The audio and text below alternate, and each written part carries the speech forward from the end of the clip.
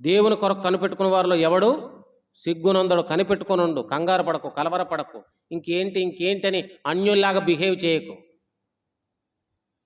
చావు దగ్గరకు వస్తున్నా, మొత్తం తారుమారు అవుతున్నా, నేను ఆయన కొరకే, నువ్వు చంపినా సరే నీ కొరకే కనిపెట్టుకుంటాను అన్నాడు యోబు.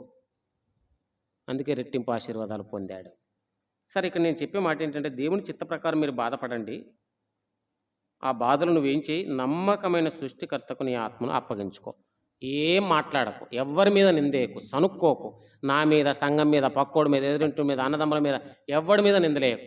ఏం చేయి, దేవునికి అప్పగించుకొని మౌనంగా ఉండు. ఎందుకో నాకు ఇలా సంభవించింది, ఓకే, నా దేవుడే నాకు సహాయం చేస్తాడనే మాటనే వాడు, నీకు గొప్ప సాక్ష్యం వస్తుంది అంతే. ఏమోనండి, పరిస్థితులు ఇలా వచ్చిన మాట నేను దేవునికి అప్పగించుకుంటున్నాను.